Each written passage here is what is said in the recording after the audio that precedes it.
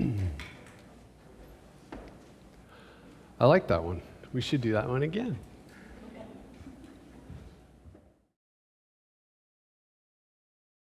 So this morning we are looking at Genesis 9, 8 through 17. This is the end of a three chapter story about a big boat. We spent a week on a big boat, so I was like, let's do the big boat story. Not even kidding. So this is the end of that story. We'll talk about some of the rest of it when it's appropriate. But we're going to go Genesis 9, 8 through 17. You'll find the words behind me.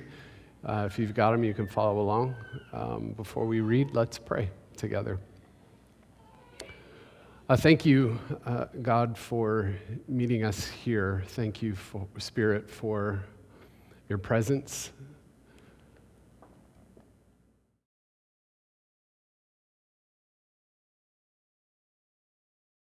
Tune our hearts and our ears and our souls to your voice, oh God.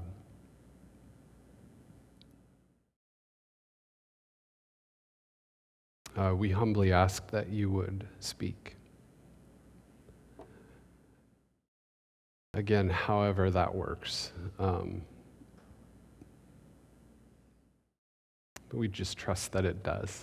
So speak, help us to hear and listen, and then do whatever it is you need to do in us to make us more like you, Jesus. Amen. Genesis 9, starting at verse 8, Then God said to Noah and to his sons with him, I now establish my covenant with you and with your descendants after you, and with every living creature that was with you, the birds and the livestock and all the wild animals, all of those that came out of the ark with you, every living creature on earth. I establish my covenant with you. Never again will all life be destroyed by the waters of a flood. Never again will there be a flood to destroy the earth. And God said, This is the sign of the covenant I am making between me and you and every living creature with you, a covenant for all generations to come. I have set my rainbow in the clouds, and it will be the sign of the covenant between me and the earth. Whenever I bring clouds over the earth and the rainbow appears in the clouds, I will remember my covenant between me and you and all living creatures of every kind. Never again will the waters become a flood to destroy all life. Whenever the rainbow appears in the clouds, I will see it and I will remember the everlasting covenant between God and all living creatures of every kind on the earth. So God said to Noah, This is the sign of the covenant I have established between me and all life on the earth. I've tried to emphasize some words that keep getting repeated. Have you noticed? All life, every living creature, all of the earth, all your descendants, all of life. It's very repetitious, right? We'll come back to that later because I think it's important. Where is it? There. So there it is. That's the story of Noah and the ark. It's another one of these primal stories, and by that we mean beginning stories, foundational stories. That doesn't mean they're more important. They're just at the beginning. They form the foundation on which all the rest of it is sort of built. And so in that way, it becomes sort of really important. So it's a primal story, it's a foundational story, it's a story that it feels like pretty much everybody on the planet has heard, at least in one form or the other. At least all of the people we know have probably heard the story of Noah's Ark, right? It's a story that we teach our kids when they're really young. In fact, we make little toys out of it. There's a boat with a removable roof, and then there's the 2x2 animals. You've seen this, right? Maybe you remember it when you were a kid, and then there's little gray-bearded Noah, right? It's all super cute, isn't it? It's a really cute little toy for them to play with, which is kind of funny because there's nothing cute, really, about the story at all. In fact, it's a really sort of horrific story. I mean, God gets mad and decides to start all over, to start creation all over, a redo, wipe the board, clean slate, tabula rasa. Let's start again. Everyone on earth dies. What a great story, except for Noah and his family, right? On many levels, this is just a really terrible story, and there are things about this story that I'm just going to be honest with you, I don't know that I know what to do with them. And so if you have questions about some of those things, I don't know that I'll give you any answers this morning, because there's some really hard things. And I think some of the things that may be a little bit hard to deal with, I don't know if they're the major point of the story, so I'll try to highlight what I think is the major point of the story, but I'm getting way ahead of myself. But the boat, the animals, the toys we make so our kids can play with them, super cute. Let's be honest about it. Because the boat, we can't take our eyes off the boat, can we? Because there's something about this big, gigantic boat floating out there and all of that water that's really, really fascinating. You can go down to Kentucky right now if you want to. You can leave, get in your car, go down to Kentucky and see a real-life replica of the Ark made out of wood, completely out of wood. And I'm sure that it's really impressive. Although I think some of the information contained in that display might be a little less than impressive, but we won't get into that at all. People are always claiming to have found pieces of the Ark somewhere out in the Middle East. Have you seen these radar scans of rock formations that are supposed to contain the Ark that's encased in earth? Have you seen this? You can find specials on Noah and the Ark on YouTube if you want to, or the History Channel. Uncover the mysteries of the Ark. Were the Nephilim really alien visitors from another planet? These are real things. You can find these all over YouTube. It's great. There was a movie made about a decade ago with Russell Crowe who played Noah. Have you seen that movie? Is it any good? Anyone? Okay. I've heard the Nephilim are pretty cool in that book or in that movie. No one's like, you got to see that movie. Okay, so I'll skip that one. But there's a movie you could watch if you want to. Comedians are always making jokes about the Ark. They're always like, why did you put the mosquitoes on the boat? Right? Come on, man. Ha. Very funny. Like, couldn't you just skip the mosquitoes? And it's like, no, every creature, God said. There's the old joke. It's an old churchy joke about how the church is a lot like the Ark. It's so smelly and stinky on the inside that you'd think about leaving if it weren't for the storm on the outside. Have you heard that one? I actually kind of like that one. Not about you, about the church in general, especially in the West, especially right now. But the boat, it's fascinating. We can't keep our eyes off the boat. But this story is more than just the boat. The boat's a big deal. But this story is, most scholars agree that it's a pretty typical, conventional, divine judgment story, right? God is not happy with creation, at all. Specifically, God is not happy with human beings. Things have not turned out the way God designed them, nor did God want them to turn out, right? Human beings, it turns out, have broken all the rules. And instead of living in peace with one another and in peace with all of creation, they've really turned out to be really selfish and nasty and disobedient and violent and destructive. And it starts almost immediately. So Adam and Eve are given this one job. You had one job. Don't eat of this tree. Don't eat the fruit of this tree.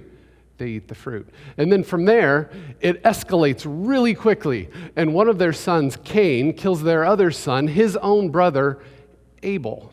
It's like, what are we doing? We're at the beginning, and it's already going very badly. And so by the time we get all the way to Noah, God is just sort of frustrated and disgusted with the whole thing. And it seems like God doesn't know what to do. And listen to this. Genesis 6. The Lord saw how great the wickedness of the human race had become on earth, and that every inclination of the thoughts of the human heart was only evil all the time. Like hyperbole much? Only evil all the time. The Lord regretted that he had made human beings on the earth, and his heart was deeply troubled. So what does God decide to do? It's the part that I don't know what to do with. God decides to do what nearly every other Near Eastern god decided to do. Crush the whole thing. Or in this case, flood the whole thing. You see, other ancient cultures, like the Sumerians and the Babylonians, like almost all other ancient cultures had their own flood stories too. Like Israel isn't the only one. There were lots of flood stories in other ancient cultures, and most of them precede the one found in the Bible.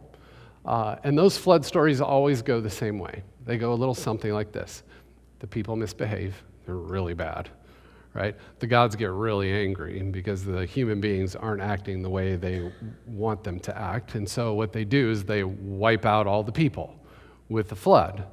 And the gods then are, as a result of the flood, they're placated, they're satisfied. And the implication is that if it happens again, you're in big trouble. We'll just flood the whole place again. So the message is clear. You better behave or you're going to get it. Behave or you're going to get it. That's how these stories go, all of them. Divine justice demands divine punishment. God is angry. God is really, really angry. It's one of the oldest ideas that human beings have ever had about the divine, that God is an angry God, a judge, punishing disobedient people. God, dangerous and needing to be placated. That's why we have religion, right? In order to placate the divine. That's why we do what we do. That's how all of these stories go. But then, the biblical story, well, something amazing happens. Like,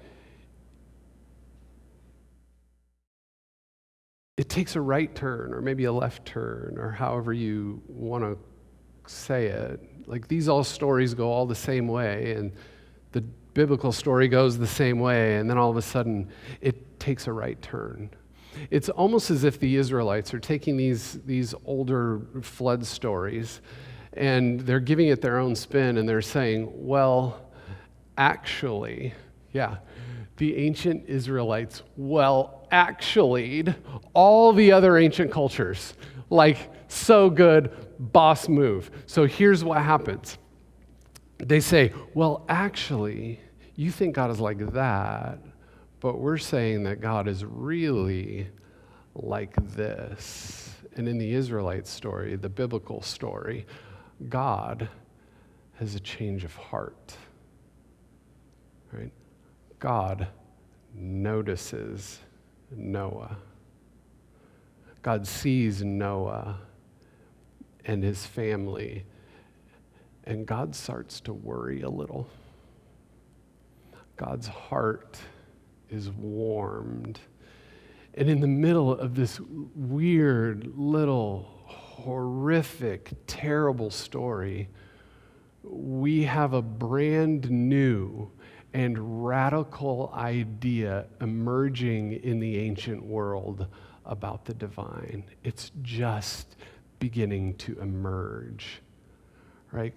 God isn't an angry, judgmental tyrant who just needs to be placated. God is more like a concerned parent. It's this brand new, radical idea about the divine that's beginning to emerge, that God isn't an angry judge, but more like a mother, father, grieving after a lost child. Right? So what happens next?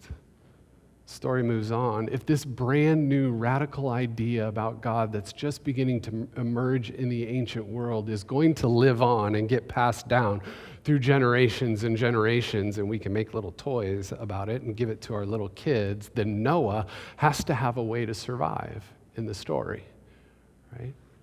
He has to be given a way to survive, and he's given a way to survive. It's the ark. And if you read the rest of the story, if you go back and read it, you'll notice that when all of the animals are in the ark and all of Noah's family, they're all in the ark, it is the divine, it is God who shuts them in the ark, almost as if God is sort of tucking them in the darkness, like a parent tucks in a child at night when they go to sleep. The rains come, 40 days. 40 nights, the floods swell, then the rains stop, right? And then the dove that Noah had sent out comes back, and the dove has an olive branch in its mouth.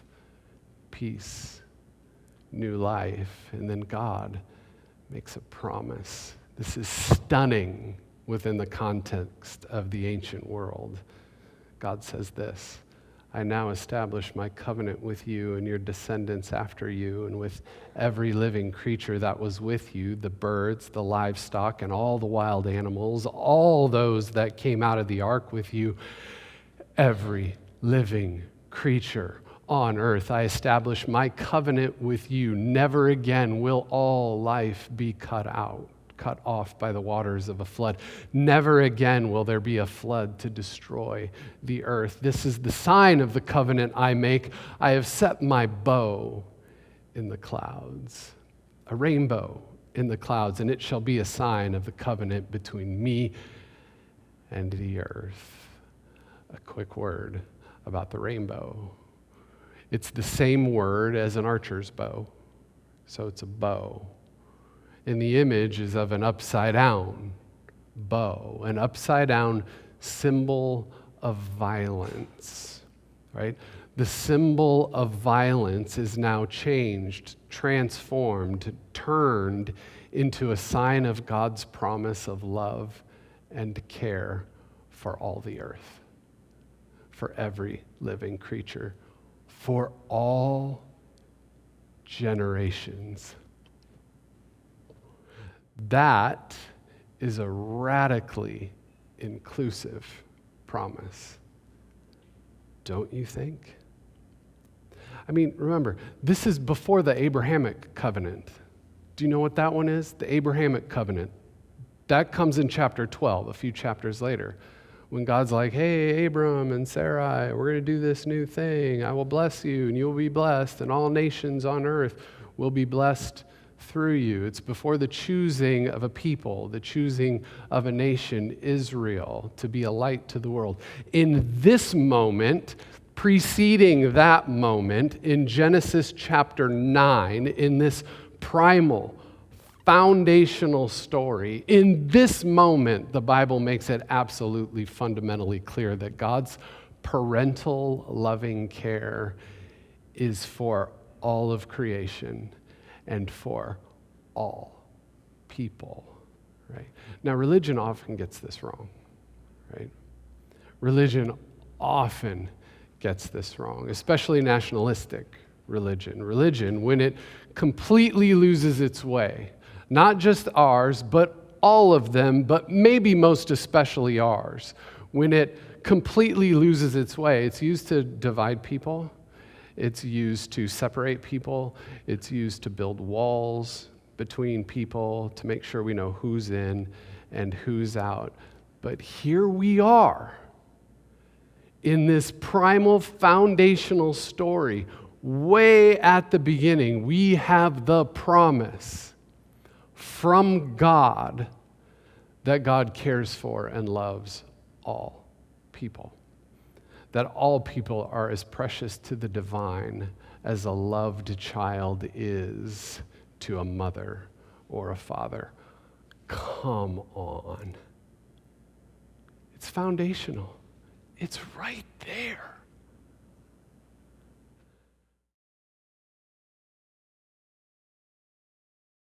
But this story isn't just about the divine. It isn't just about God. It also seems to be about us, too. This is a story that also seems to be about all of humanity, really. And I think this is why we've sort of kept this story around for thousands and thousands of years. And even if we don't read it ourselves, we give it to our children to play with it as toys so that we don't forget it. Because I think if we forget it, something would be lost about the truth of humanity, some truth about us. And I think part of that truth is this: if left to ourselves, we're screwed. Like if left to ourselves, to our own devices, we're just doomed. Right? Like we're done. So back in chapter 6, God looks at the world and he sees that human beings have broken all the rules. They had, instead of living in peace with each other and in peace with the rest of creation, they had become really nasty and selfish, disobedient, violent, destructive. They were doomed. And so God looks at all of that, and God is like, oh my goodness, like we got to start this whole thing all over. And I wonder just how much we've learned as human beings. I wonder just how much God gets frustrated and really sad and grieves when God looks on us human beings like thousands of years later. Like how much has changed? How much really has changed? Other than technology, how much has changed? Anything? I mean, it seems to me that we might be just as selfish and nasty and disobedient and violent and destructive as ever, and maybe even more so because of the technology we have makes it easier, and we can do it without seeing the consequences of it. Right? I mean, the way we're always dividing up humanity into different classes, and we're assigning value to some, less value to others, and no value to others so that we can sort of get rid of them and kick them out. I mean, this isn't a new thing. We've been doing this from the beginning. We assign value to some, we separate people, assign value, less value, no value, so that we can sort of get rid of them and kick them out. The way we can't have important conversations built on a foundation of trust about really important things, because we just end up dividing each other up again and assigning value again. The way we compromise some of our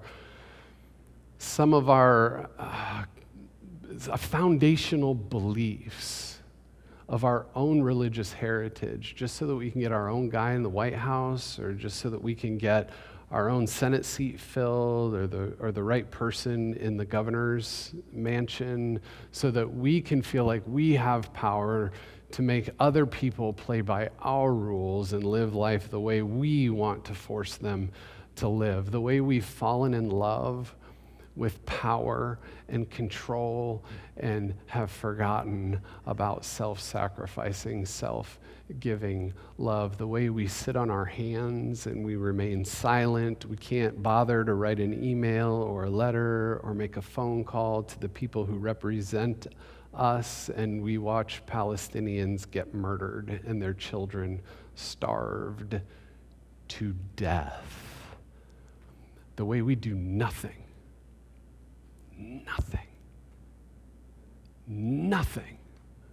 about guns and the worship of violence. We do nothing. Is there any excuse for that? No. None.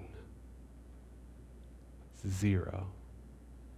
And I haven't mentioned anything about racism or sexism or capitalism or consumerism, or the list goes on and on and on. If left to ourselves, we're doomed. So we keep this story around, I think, for so many thousands of years so that we can look at it as if in a mirror and we can go, oh yeah, okay. But that's not the only truth either. There's also the other truth in this story, the truth about the ark. There's an ark. The truth about the ark. God gives us an ark. Oh my goodness. The ark, the boat, the thing we can't take our eyes off of. And here's the part of the sermon where I go, this isn't my idea at all. This is someone else's idea. And I love it so much because it makes the ark so much bigger and brighter and more beautiful and cozy and awesome than I ever would have thought to make it. So I'm going to read to you some of a sermon by a guy named Frederick Buechner who preaches about the ark. It's awesome. So this is his idea, obviously, because they're his words, but he makes the ark so much bigger and so much, like we like to say the ark is the church, right? But no, he makes it so much bigger and more beautiful than that. He sort of says there's like places out there that are just as sacred as they are in here, and there are all sorts of places where we can experience the ark. Listen to his words. The ark was enough, is enough, he says, because the ark is wherever human beings come together as human beings in such a way that the differences between them stop being barriers. The way if people meet at a wedding, say, of someone they both love, all the differences of age between them, all the real and imagined differences of color, of wealth, of education, no longer divide them, but become for each a source of strength and delight. And although they may go right on looking at each other as very odd fish indeed, it becomes an oddness that gladdens the heart. Have you been to a wedding recently? Have you watched how people gather together around the people they love and go nuts on the dance floor and completely abandon all sense of self? It's like, oh, it's beautiful. Then he says, sometimes,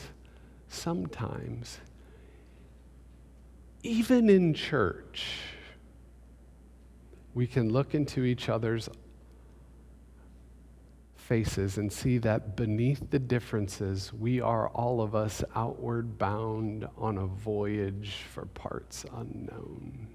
Friends, we have an ark. God gave us an ark. We experience it out there and we can experience it in here. There's this ark in a stormy world. And there's some crazy waves out there. And then we circle back to the truth of the promise. I now establish my covenant with you and with your descendants after you. Never again will there be a flood to destroy the earth. And there's the truth of the rainbow, the upside down symbol of violence turned into a sign of God's promise to love and care for all the earth, every living creature for all generations. That is a radically inclusive promise. By the way, how exquisitely subversive is it that a certain branch on our very lovely human tree has chosen the rainbow as their symbol? Oh! No, church, maybe you've seen the bumper stickers, "Take the rainbow back." No, church, you can't have the rainbow back because it doesn't just belong to you. It belongs to all people. And of course, there's the truth of the symbol the rainbow foreshadows. It's the cross. Another symbol of violence that Jesus turned into a symbol of God's love and welcome of all humanity. So you know what I think? Here's what I think. I think God sends us out of this place with rainbows on our minds and crosses on all our hearts. Because in here, we pay special attention to the grace and love and healing and forgiveness of God that covers us all here in this place. And then God sends us out of here with that same grace. Out there, out in the wild. And we could choose to be all flood all the time if we want to. Or we could choose all grace all the time. God chose grace. What will we choose? Let's pray.